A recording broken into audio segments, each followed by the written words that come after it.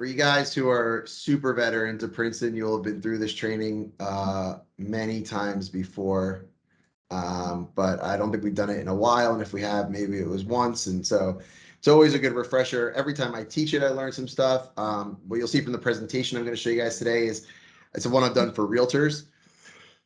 And we have this presentation built if you guys wanted to do it for your realtor partners. I think it's an awesome one. But one of the reasons I like to focus on this book is because I think it changed a lot of stuff for me.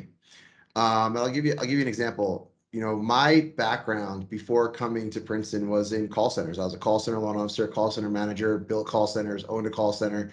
And when you're doing call center sales, it's a very different kind of sale, because whoever hangs up first, if you hang up or they hang up, you lose, right? And so it's not really relationship building. I mean, sure, you're trying. I mean, and by the way, I did do a very good job. And one of the reasons I was successful with it was I did a good job building relationships and doing some of these go-givery things on the phone with somebody. But make no mistake about it, it wasn't a long-term relationship. It was build a relationship so that they say yes to this thing I'm trying to do with them right now, build some trust. But either they moved forward or they didn't most of the time. Or at least you got through the sales process and then maybe they spent some time making a decision. And that's actually how I approached recruiting loan officers at first too. When I first got into this industry, I'd be like, get somebody on the phone. I'd be like, let me keep them on the phone until I can lock them up. And the answer is people don't change companies in one phone call. I had to learn some of that stuff the hard way. But I was like, man, it works so well for me in the call center. I was the best at converting, internet-based leads to loans. I thought I'd be able to do the same thing with loan officers, but it's a different kind of sale. And it's a different kind of sale for us with your realtors and with your clients in this industry, because where I was in a call center calling people all over the country, you guys are building a reputation in a community. Some of you guys, smaller communities than others, but it's about building a reputation over time in your community. And so when I read The Go-Giver by Bob Burg, it really opened my eyes to the fact that, wow, the people in my life that I admired the most, and I had some like very specific visions of people growing up in my town, like some of my friends' dads who, like, everywhere they went, people knew them, everybody liked them, they knew everybody's name, everybody knew their name, they were always shaking hands and smiling and walking around. For some reason in my head, they were all like these like tall guys, whatever it was, like I just, at least my friends' dads that were like this around town, and they were always just seemed like people were liking them. And when I read The Go-Giver, it occurred to me like, oh, like these guys were the naturals for this. And it started to change my thought process. Flash forward to 4 or 5 years later, these concepts have infiltrated every aspect of my life. In my personal relationships, I am always searching for ways I can deliver value or make myself more valuable or more somebody that is provide. I want people to think of their relationship with me as one where they're getting more than they give, both in my personal life and in my professional life.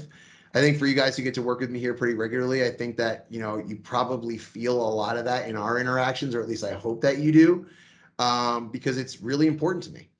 And then it starts to change. And you say, oh, cool, if I'm obsessed with delivering value, I need to go ahead and improve some of my skills along the way so that I can do it. And so I'm going to walk through this with you. I'm going to walk through with you with the train. I'm going to share my screen. I loved having if you can do it, and I'm going to do it, have this stuff on one screen and everybody's faces on the other. Because, by the way, I continue to believe that one of the real differentiators that we can have as a mortgage company is to continue to build this community of people where we all know each other and see each other and have people to lean on and have people to call.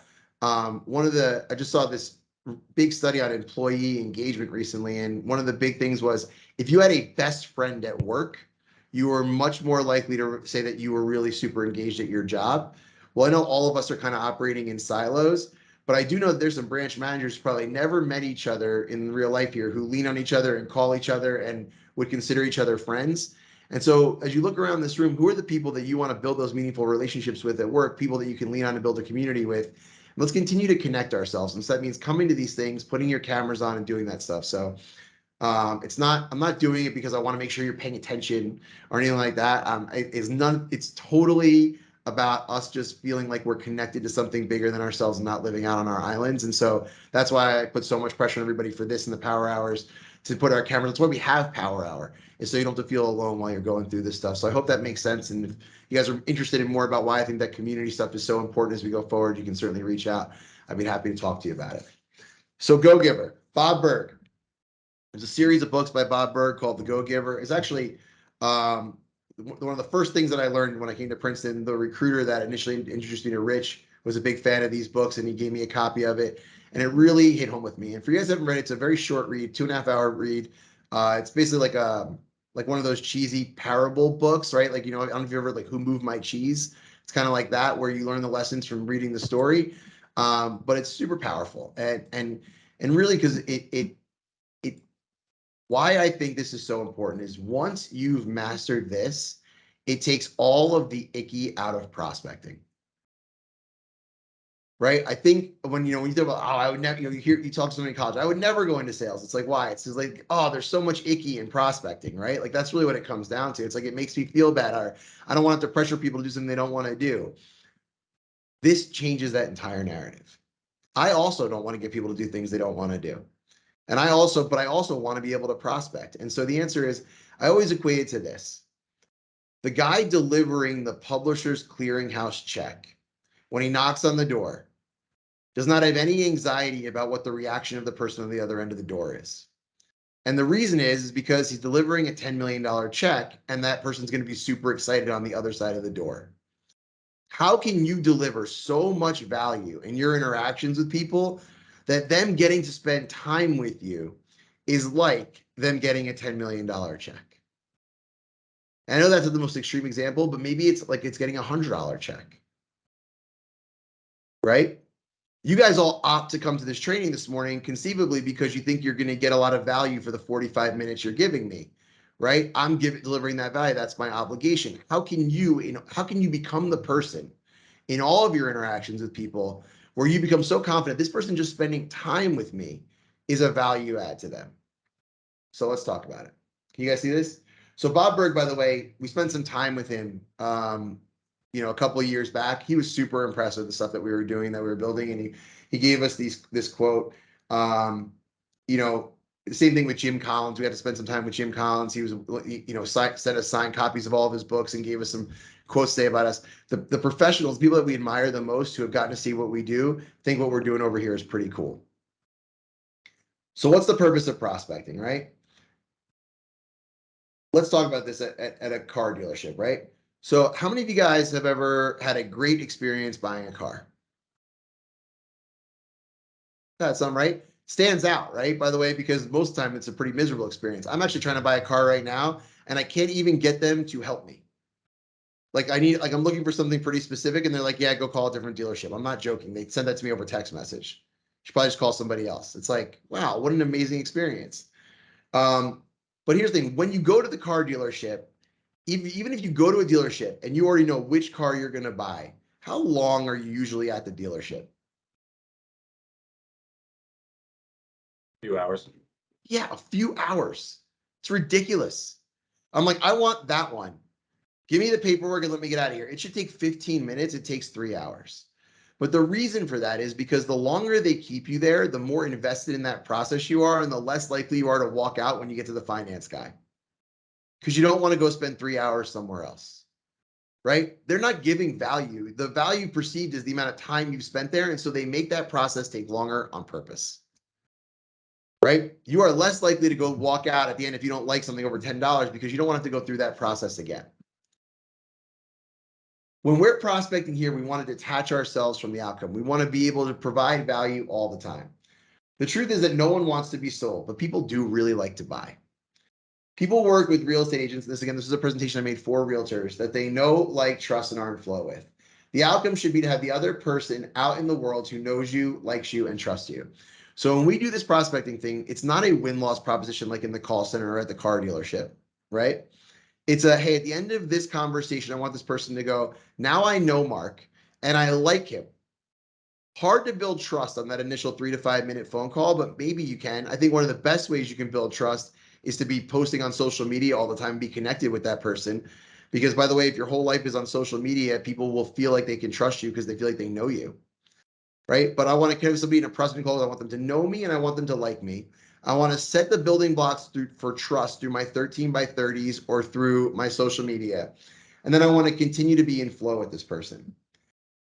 But people want people that deliver value to them. And so as a loan officer, you have to figure out what is your value proposition both to your realtor partners and to your borrowers. Realtors can work with loan officers in any company, right? And borrowers can get loans at a bunch of different places. What is your value proposition? So here are our 5 laws of stratospheric success. Here's the first one. The law of value.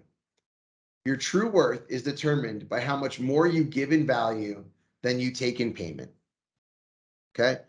So let me give you some examples of this. How many of you guys have eaten from McDonald's in the last 12 months? Raise your hand if you've had anything from McDonald's in the last 12 months. Cool. About half, right? I have not. I've eaten McDonald's in about 10 years. McDonald's serves billions and billions and billions of people. They are an incredibly successful company. If their meal that costs $7.99 suddenly costs $50, how many of you guys would still go get McDonald's? Right? No. So this value that we talk about here is the McDonald's is good because for $7.99 you can get this sandwich and this fries and this Coke. And that's a really good deal for $7.99, or maybe it's $8.99 now or whatever it is. Inflation's, a bitch. But at the same time, how many of you guys have spent $50 on a dinner in the last 12 months for yourself? How many of you guys had a $50 meal that you would have spent $70 for happily? So, well, you leave both places full, right? We're not looking at a dollar per calorie equation on how much it is that we like what we get. That's a very small part of the equation, right? McDonald's has an amazing business because they deliver more than you expect for $7.99.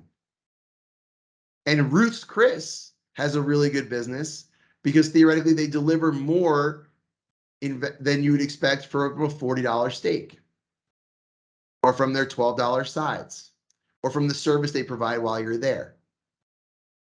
And so when you're getting shopped all the time, by the way, I know that there's different markets and different times, and please do not take this as an attack, right? Think about how it's true for you.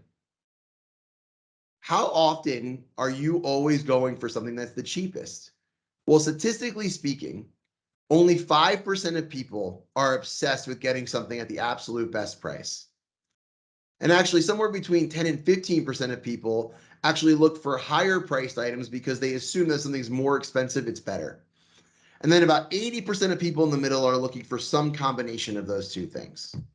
So most people are looking for good value, right? So let me ask you a question. How many of you guys run or work out? How many of you guys bought the cheapest sneakers you could find for working out? How many of you guys specifically looked for the most expensive sneakers when you were choosing what sneakers to work out in? You were looking for some sort of a value, right? And determining that. And how happy you are with your sneakers changes potentially based on how much you paid for them. So if you gave your sneakers a score of an 8 out of 10 and you paid $50 for them, you might be pretty psyched about your sneakers. But if you paid $300 for your sneakers and you rank them as an 8 out of 10, you're going to be pretty pissed off, right? And so how much more we deliver in value than we collect in payment is our value. So we're not going to be the cheapest mortgage company. We're also not going to be the most expensive one. But if we can be the absolute best in terms of borrower experience, customer service, making the person feel special, answering their questions, being a great communicator, and have average pricing, then people will be super excited about their experience at Princeton. Right? You have to, so if you're a loan officer right now making 70 basis points and you have lower rates here because you're making 70 basis points, you actually have less pressure on you to deliver tremendous value to somebody or tremendous service to somebody than a loan officer that's making 130 basis points here or 150 basis points here to deliver that service. That's very real. It's built in. You guys might not think about it that way. But if you want to be a 125, 130 basis point loan officer, you have to be exceptional at your ability to communicate to borrowers, to find borrowers, to communicate with borrowers, to select the best program for that person, to make sure they qualify up front so there's no pain, to communicate to your realtor like an expert during the course of the process, to make sure everybody feels like things went smoothly, to solve problems when they come up, to have a great team of people around you. Otherwise, you can't make that much money sustainably. Right? And so you should be obsessed with, how can I do more than people expect? What is something that people don't expect? Well, they don't expect an unexpected gift at an unexpected time. That's a way to deliver value. We talked about that recently. They don't expect you to communicate proactively. Hey, nothing really to update today. Just want to let you know everything's going great. Here's where your loan is. Just want to check in. Is there anything that you need from me? I saw an amazing YouTube video called The 7 Stars of Customer Service. It was about a realtor who's crushing it in Orange County, California.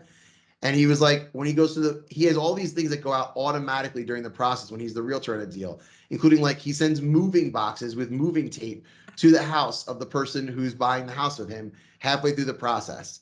And then he sends all these like other thoughtful things during the process that make him exceptional. And he built a huge business over time. What are the things that you can do? What are some of the stressful things people have during the buying process where you could help them? How much would it cost you to have Home Depot moving boxes sent to someone's house with moving tape during the process? Would that be you delivering more in value than you're accepting in payment? Are they expecting that? Could that make somebody a raving fan of you and your business? With your realtors, are you giving them books or advice or different presentations that are going to help them grow their business? Are you giving them ideas for how they can by the way, I mentioned the thing with getting yourself in the private notes. Josh Catagano sent me one this morning. One of his realtors already listed him. If my seller will do a 2-1 buy down with you if you use my preferred lender, Josh Catagano at Princeton Mortgage, right? That realtor thinks that Josh is delivering exceptional value, right? And now Josh is getting himself into that thing, right? So that realtor is having an exceptional experience, and now Josh is getting something out of it also, right? How can you deliver more than people expect all the time? And it can be at McDonald's level or it can be at Ruth's Chris level, but any business that you see that is succeeding, it is because people think that for the price, they're getting something awesome. Anybody here know what a shibumi is? I know my Charleston people do. A shibumi is a overseas made piece of plastic and vinyl that you put up like a giant kite at the beach that provides shade for you like an umbrella. It probably costs $12 the material to make this thing, and maybe another 10 to ship it over from China where they make it. And they sell these things all day long in Charleston for $299 a piece. They all come in one color. So when you go to the beach, it's all these two-tone blue shibumis all up and down the beach. And people cannot wait to go buy theirs, right? Because the thing weighs 4 pounds. It sets up in 4 minutes. It cleans up very easily. It doesn't blow over like a beach umbrella, right? And it's amazing. So people will pay $299 for it, no problem. And people give them out as gifts. They are delivering more in value than they expect in payment. And they're making huge profits to do it. How can you make somebody go through an experience with you as a loan officer, both on the real estate side and the borrower side, where they're like, I don't care what Mark's rate is, I'm using him because it's that much better. I'm using him because he always delivers more than we expect. You want to know how you get a 9 or a 10 on all of your surveys for customer service scores? You're consistently delivering more than they expect. And by the way, people's expectations are very low. If you look at our 9 and 10 reviews that we get, they're embarrassing. It's like, it was an amazing experience. Mark answered the phone and answered my questions. It's like, that's all it took. That's really all. People have very low expectations. Imagine if you blow them away with something extra. The best loan officers are obsessed with finding that extra value. Fred. I was gonna say the same thing. I mean, we all think it's gifts, but really, I mean, it's just picking up the phone and be like, hey, do you have any questions? Unexpectedly. I mean, Rachel, processor's handling the file, but I pick up the phone, ask a question, and they're like, wow, I didn't realize that you still called. It's great. It's a thoughtful gift, is actually what it is. And it's being thoughtful in general. That is gonna deliver more value than you. The reason why people go to Hall's Chop House here in Charleston is because they're always extra thoughtful about everything they're doing. It just feels that way. It feels like they put more thought into making sure you had a good experience. Hey, You Mark, feel special while you're there. Go ahead, Fred. on the same note, sorry, but that carries now, since we're talking about growing our sphere of influence of realtors. When you do have a deal and you call up that listing agent for no particular reason other than just to talk and ask if they had any questions about our commitment or the approval, mind's blown. Yeah. And that's value right there. Massive. Listen, the reason why people go to, Fred's 100% right. The reason people go to McDonald's is it's fast. If it took you a half hour to get your burger, you wouldn't go. It's cheap. If it cost $50, you wouldn't go. It's the same every single time. You always know what you're getting. That's why people go to McDonald's. You can go to McDonald's anywhere in this country and your Big Mac is almost exactly the same. It's cheap and it's fast. And that's what people want. That's delivering value. What is your value proposition? What are you known for? It better be something if you're going to have if you're going to be able to get to that next level. How much money you make? Super simple. Also, McDonald's is a great example. Your income is determined by the amount of people you serve and how well you serve them. So if being a VIP, having a VIP loan officer experience with you means that you spend so much time with one customer that you only have time to do one customer a month, you will not make a bunch of money. Right? The reason why McDonald's makes a ton of money is because they're doing it for billions of people. If their audience was one person in each area, they wouldn't make any money. They'd be out of business. Right?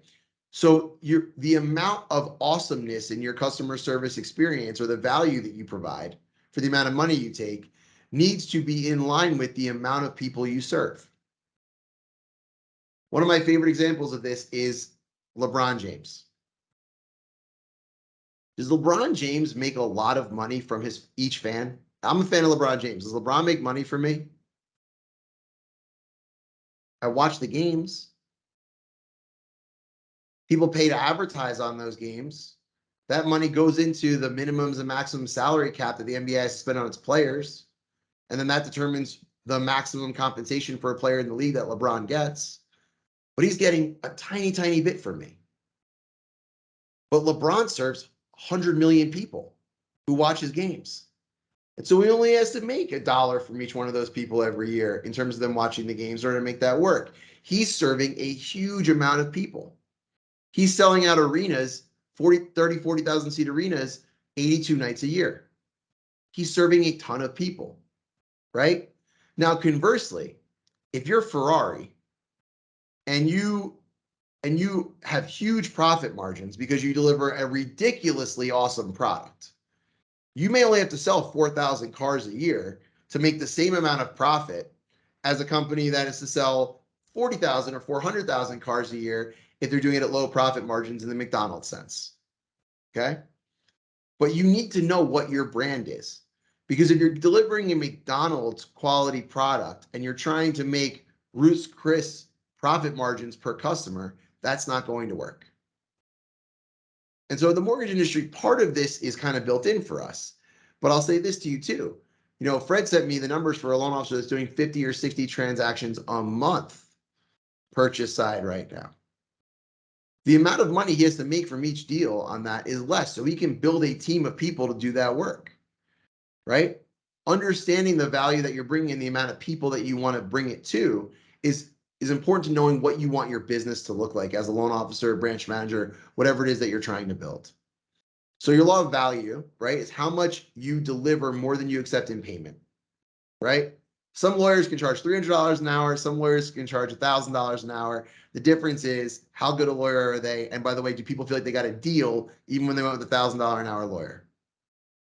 This is true of any business. You can use your imaginations. How many people that person can be a lawyer for is critically important. And by the way, as a loan officer to a certain extent, and as a lawyer, right, you only have so many hours that you can give away. So as you get more business, you need to figure out how to use your hours at scale, right? Or you need to start making more money from each client. You need to figure out how those things are going to go. Same thing with the people who cut my hair. For the last year and a half, I'm like, guys, if I miss my appointment, I literally can't get another appointment until my next appointment. You're not charging enough. And they're like, what do you mean? I'm like, if you're booked out for a month you're not charging enough. And like they couldn't get it. And finally, I was like, do me a favor, raise your prices $10 per haircut and see if anything changes. Nothing changed. That's pure profit going into their pocket. But they couldn't figure this out, right? You have there's only so many chairs for barbers in this store, and you guys are all booked for a month. You need to raise the price, right? I would rather pay $20 more and be able to miss my haircut and get another one tomorrow, right? You know what I mean? And I can't do that here. And so just think about how that value, that compensation. Questions about either of these first two laws? So here's my favorite one. By the way, this is a quote from Jeff Bezos. We're not competitor obsessed, we're customer obsessed. We start with what the customer needs and we work backwards, right? You know what I start with here? What do my loan officers need? And I work backwards from there. You guys are my customers. What do my loan officers need to work backwards from there? Jeff Bezos doing the same thing, right? I'm not worried about other mortgage companies and what they're delivering. I'm worried about what you guys tell me you want, and I'm making sure that we deliver it. The law of influence. And by the way, we live in an influencer society. I was listening to something really cool about this yesterday. They said back in the 1970s and 1980s, everybody was looking for experts because they had limited access to information, right? Maybe you had an encyclopedia or your friend had an encyclopedia. You know, you got the newspaper, whatever, but like you couldn't just go look something up. You had to go to the library if you wanted to learn about something. It was really hard to get information. And so expertise, right, was really important. You wanted to go to somebody who was an expert. Now we have all the information at our fingertips. The problem with that is we have so much information, we don't know who to listen to.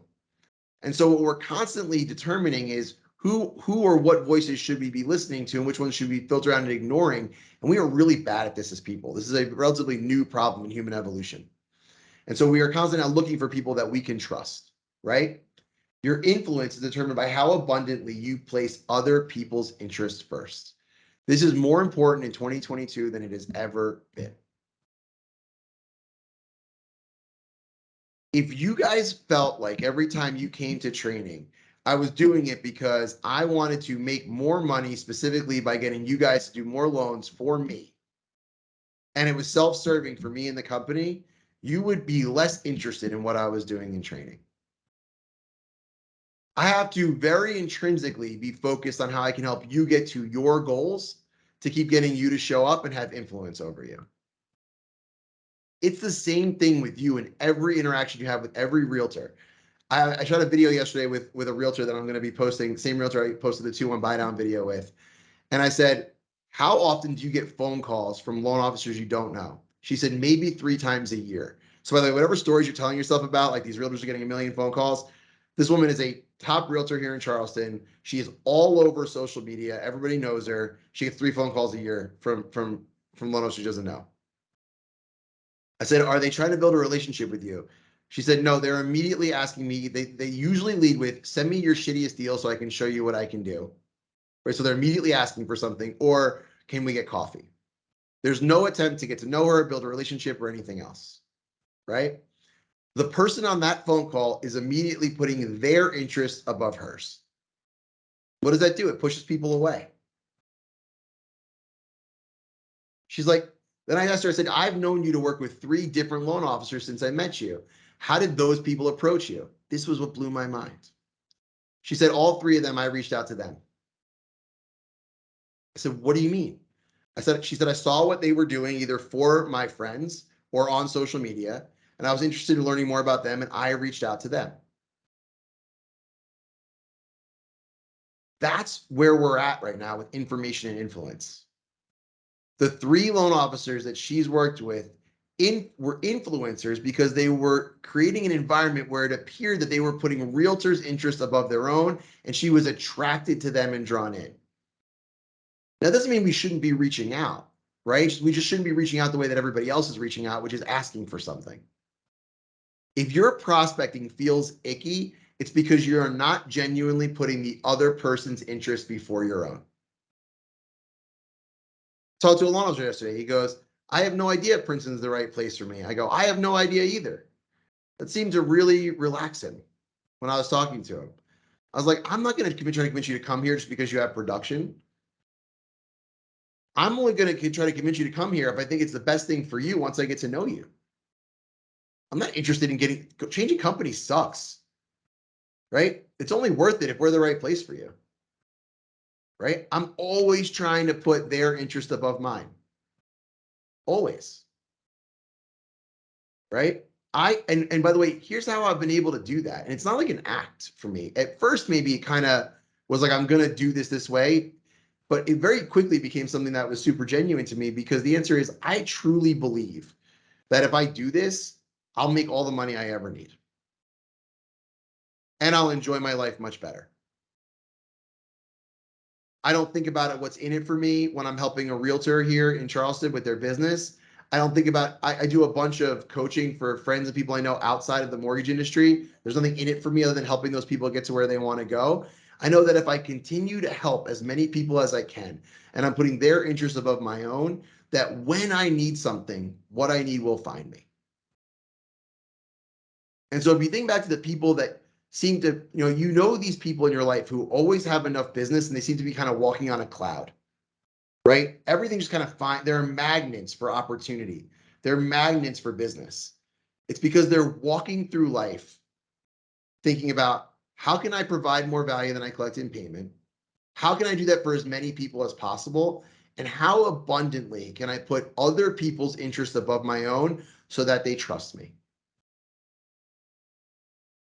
I've had some loan officers who work here, some of whom joined this year, where for 6 months, there was this rub all the time. And I couldn't really figure out what it was, but really what it came down to is that person didn't believe yet that their experiences in life had taught them that nobody had their interest above their own. Like nobody was looking out for them over themselves. And so I would do something for this person and they would be skeptical or why'd you do that? Or immediately think about how it could harm them in some way.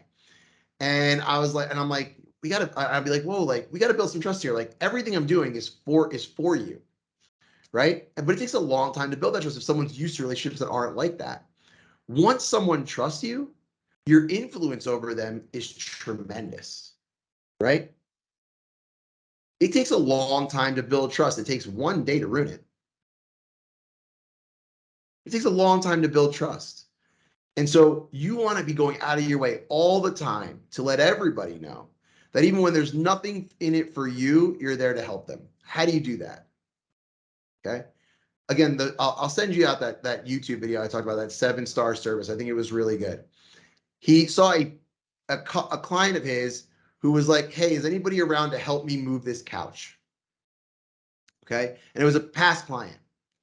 And he was like, and right in the comments on that person's thing, he calls his handyman, by the way, because he's a realtor. He knows all the handymen. He goes, hey, if I give you $100, will you go help this guy move this couch? The guy's like, no problem. Puts right in the comments on Facebook, hey, I got my guy coming out there to help you at 8 a.m. tomorrow to move the couch. All of a sudden, it's like, wow, he delivered something amazing to a past client. He did it in a public forum now, so everybody else sees how awesome this guy is, right? It's like free marketing. You're in this guy's comments on Facebook getting this couch thing done. But again, there's nothing in it for him. So he's building trust with that person because he's just doing this out of the kindness of his heart, right? He's putting that other person's interest above his own. Questions about this one? Does any of this seem like hokey to you when you think about it? Yeah, Mark, that's great, but I got to get mine. I know some of you just won't raise your hand. So there's scarcity in all of us at a certain point, especially in a time like now where you don't have enough loans. Especially if your personal needs are not being met, right? If you made a bunch of money over the last 2 years and you saved it, you can still place other people's interests above your own. You know what the best argument I have for loan officers budgeting and saving their money is this. It is virtually impossible to put other people's interests above your own if your basic needs are not being met. So you have to be willing to live a lifestyle and live responsibly in a way where your basic needs are being met so that you can genuinely put other people's interests above yours and have that influence. Does that make sense to everybody? If you're in a fear mode of, hey, I don't know I'm going to pay my bills, how easy is it for you to go pay somebody to move a couch, or even for you to go spend the time actually moving the couch yourself? No, you're like, I got to go find another loan. You end up in this mode of you gotta, and you end up having this scarcity mindset. It's very hard to be a go-giver if your back's against the wall. So how can you create a lifestyle for yourself, or a savings for yourself, or investments for yourself that leads to better outcomes in this way so that you can genuinely be thinking about others before yourself? This was tough for me too. I had to make real changes, right? In order to be able to genuinely do this. But it's so rewarding once you get there and it feels so good. Number 4, the law of authenticity. I think this should have a different name, in my opinion, because when I really break down, I've thought about this a lot. The product that you guys are selling is you. I don't know if you guys have ever heard this. There's like some cool TikTok videos where someone's like, if you had this much money, what would you invest it in? Right? And it starts off with like, $1,000. And the answer is, if you have $1,000, what you need to invest it in? Yourself. Take a class, read a book, get a certification, go to a conference. $1,000, you can't invest it in anything that's going to pay off for you unless you're investing it in yourself. The law of authenticity is, if you guys want to get more business, you need to make yourself the kind of person worthy of getting more business, which means you need to be investing in you. There is no shortcut for this stuff. That's why you're in the train. By the way, you're here today, so congratulations, you're already taking the first step. I think this is part of that journey. But you also want to read the books, and you want to spend the time watching the YouTube videos, and you want to keep investing in your learning and growth, because all of those things that you do will be the thing that makes you worthy of that business. What I mean by that is, when a realtor is like, hey, I'm struggling with this. And you go, I read a book last year that I think would really help you, because you invested that time in your own growth. And then you're able to put that person's interest above your own in that moment because you've done that work. You're now worthy of more loans and more business, right? If you're if you're a bottom 25% loan officer and you meet one of the top 10 realtors in your area and think they're going to work with you, you need to have something else really going on in order to provide enough value to that person to get them to work with you. What is your value proposition? Can you be authentically you? And while you're being authentically you, attract this person through the value. Are you an expert on what's going on in the market? Are you an expert on the products and programs and pricing and different strategies for getting their borrowers the best loans? Are you the most well-connected? Do you know insurance agents and the handyman guy and the photography guy and the drone guy in your area that you can connect with realtors to help those people get more business or better deals? Another thing that 7-star realtor guy said, he's like, by the way, after they close, I send them to my favorite restaurant in town where they never even get the bill. And he goes, you think all this stuff sounds really expensive? That I do, and the handyman stuff. But the handyman goes out and does that work super cheap, because now I'm giving that handyman a chance to earn that person's business forever. I also send my landscaper out there and I make sure everything is trimmed and mowed and the landscaping looks great. But the landscaper gives me a really good deal, because now that landscaper has the opportunity to earn that person's business in their new house forever. And I do the same thing with the restaurant. I get that person a discount at the restaurant. I get a discount there because then that person knows I'm introducing this person that just moved to town to their new restaurant, right? And then someone always asks the guy, he goes, well, what if they order a $500 bottle of wine? He goes, well, then that person's a jerk.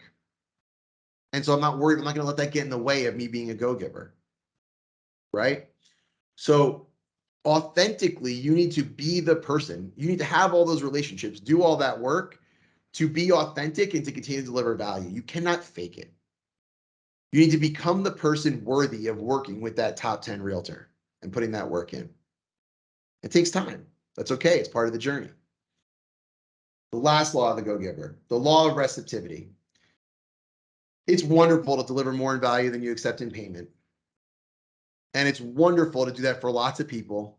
And your influence will be determined by how much you put other people's interests before your own, right? And we want to be authentically us, and we want to do the work on ourselves to deliver value. After all of that, you have to be open to receiving. This is actually really hard for me. It's hard for some of you guys too. Some of you guys, I have a realtor friend of mine, super successful realtor. I asked her how much money she made this year. And I'm like, that doesn't sound right to me because you did all that business. She's like, well, I keep giving people discounts. I'm like, why? She's like, I don't know. I feel obligated. I feel guilty. She has all like feelings about her own self-worth in this stuff. She is awesome as a realtor. She deserves all of the compensation she's getting. She has to be open to receiving. I'm the kind of person, when I'm going out, I love to be able to buy drinks. If someone tries to buy me dinner or drinks, I don't do this anymore. I bite my tongue now, but I used to get like mad at people for trying to buy me stuff. I wasn't open to giving, and they'd be like, "Dude, Mark, you came here, you gave me so much value. I can buy you this drink, I can buy you dinner." I used to fight people on it all the time. I wasn't open to receiving. In order for this all to work properly, in order for you to be a genuine go-giver, when the time comes, you need to know your value and be willing to receive. By the way, I love being the guy to buy drinks and dinner for somebody. It makes me feel good. Why would I rob somebody else of the opportunity to feel that way? Being a jerk about it. I'm actually ruining it for people. They're like, "No, man, I really want to buy you this drink." And I'm like, "Dude, I got it." I'm almost like getting like angry about it. It's like I'm ruining that experience for somebody. Selfish, right? You gotta get my own issue with that. So you got to be open to receiving. Now, if you're only open to receiving, there's a reason this one's last. Because we all know somebody who's open to receiving and doesn't do the other four things, and we hate that person. But when you're genuinely doing those first four things, you have to be open to receiving at the end. And so this changed prospecting for me all the way around. Just really did. Changed it for me. Changed how I felt about it. Changed my mindset about it. Changed how I respond to every message on social media. When I get a friend request or a new follower on Instagram or LinkedIn right now, I reach out to them. "Thank you so much for connecting. Let me know if there's ever anything I can do for you." I'm constantly looking for ways to deliver value. It changes all of my interactions. It also made me a happier person. I have so much more energy when I'm constantly thinking about how I can give, and I know that if I give enough, I will receive. When you have that scarcity mindset and you're looking to receive, you're unhappy, people can feel it on you, and suddenly you're the person calling the realtor going, "Hey, send me your shittiest deal." And she says in the video, and I'll get it out to you guys, she's like, "That's not really a great intro to me. Why do you want to work on my shitty deals? If you think you're an awesome loan officer, you should be looking for my best deal." Right? And by the way, if I'm a realtor, I want somebody I know is good working on my bad deal, because that's the one that can go wrong. Why would I give it to somebody I don't trust? If I have a deal I know that's going to be sticky, I want to go with my best loan officer I know is going to do a good job with it. Right? And so what message are we sending when we're doing our prospecting? Are we asking questions where we're searching for how we can add value? Searching for what we can do for them? Through the borrower process and the realtor process, are we looking for opportunity at all times to make somebody have an exceptional experience where they go, "Wow, Mark, you did not have to do that for me. That was amazing." It's like, no, I wanted to do it. I enjoy it, right? And by the way, these interactions are happening all around you, right? When you guys are filling out your upward feedback survey, right? And by the way, scores are the best ones we've ever had. Declining market, smaller team layoffs, we got the best scores we've ever had. And the reason for that is pretty simple. The people that we kept here are always in go-giver mode. They are always looking to deliver more than you expect. Every department here, right? That's what that happens in all their interactions. And so that's the people that you like because they feel like they have your interest at heart. They're putting your interest above their own, right? And you can feel those things. So I got to end there. We're almost out of time. Any questions or comments, or anybody who have any kind of situational things that they've run into that are worth discussing on this topic? By the way, Where can we get this book? Which book? The Go Giver? Uh-huh. Yeah, it's on Amazon. It's super cheap. And by the way, if you guys message Bob Berg, there's a really good chance he'll message you back. But it's he's a fan of ours and he's very good at responding on social media, or at least he has been in the past. But yeah, we'll get you that. I'm also Olivia, if you could send out the YouTube video that from yesterday, that the 7-star one. But go on YouTube and there are millions of loan officers out there sharing the things they do to deliver more value. Steal the things that feel genuine to you. It has to be authentic to you, but steal everything you can. You don't have to reinvent the wheel with any of this stuff. One of the things that Nicole and her team do is they send out tape measures. It's like everybody needs to do measuring when they move into a new house. They got to figure out what fits and what doesn't, right? All the realtors in town are constantly walking around measuring things when they go to houses to see what's going to fit and what doesn't, right? How can you give something away that people need or use on a regular basis anyway, right? Cool, guys. I appreciate your time. Please rate the meeting. And I'll send out a topic for tomorrow's training later on today. Happy selling, everybody. See you guys at Power Hour. Let's dial.